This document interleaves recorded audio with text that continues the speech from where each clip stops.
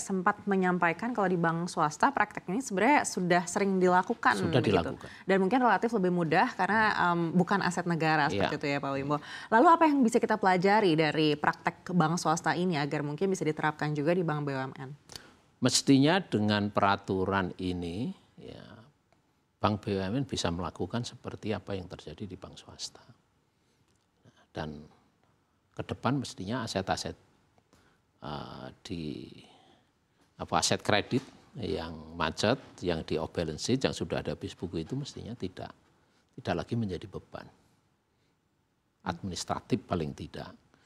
Dan tentunya bisa secara selektif ya, bisa memberikan kredit kepada debitur-debitur tersebut ya, agar bisa berusaha kembali ya. Tentunya dilihat penyebabnya ya. Kalau memang karena karakternya jelek, hapus tagih boleh kalau memenuhi kriteria itu, tapi kredit baru tentunya tidak akan dikasih oleh bank itu kan gitu. Ya. Nah, dan juga seleksi mana yang dihapus tagih itu betul-betul yang sudah nilai jaminannya, ya value dari kredit itu sudah tidak ada value-nya. Gitu. Kalau ada value-nya harus dikejar dulu. Gitu. Nah inilah yang sebenarnya dilakukan di bank non BUMN. Baik, artinya prakteknya ini tentu akan berbeda dari setiap individu begitu ya Pak? Oh iya, jadi setiap individu yang dihapus tagih bukan berarti harus dapat kredit, enggak. Kalau memang karakternya menurut penilaian bank ini tidak baik, ya jangan dikasih kredit meskipun sudah dihapus tagih. Dan apabila itu masih ada value yang bisa dikejar, ya kredit yang sudah dihapus buku dan sudah macet itu dikejar dulu, ya. Ya itulah sebenarnya tugas dari bank BUMN untuk melakukan seleksi dan due diligence mengenai keputusan-keputusan itu.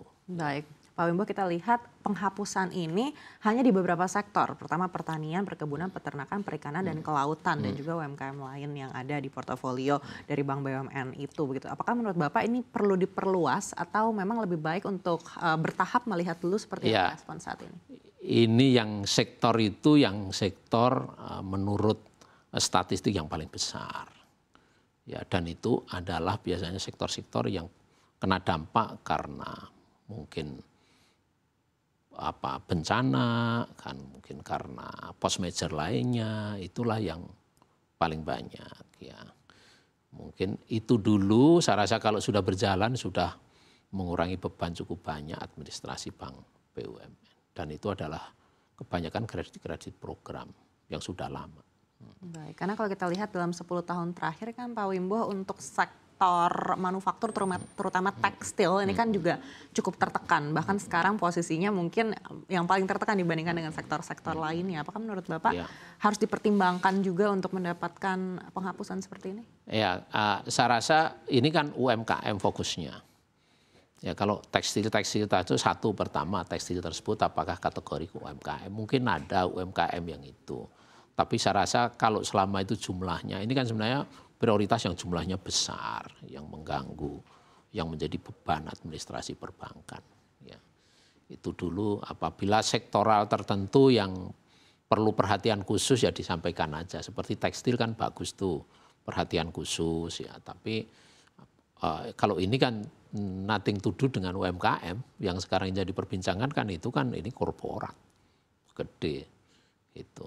Ya, saya rasa mungkin jalurnya berbeda lah. Tapi menurut saya ini untuk yang UMKM itu melalui sektor ini dulu dan itulah yang sebenarnya menurut catatan statistik paling besar. Itu sudah langkah yang luar biasa menurut saya.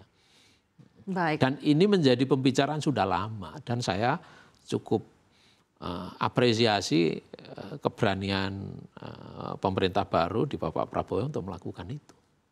Baik, memang tantangannya sebesar apa Pak? Kenapa di pemerintah-pemerintah sebelumnya ini tidak berani untuk mengambil keputusan? Ya mungkin belum menjadi perhatian aja sih.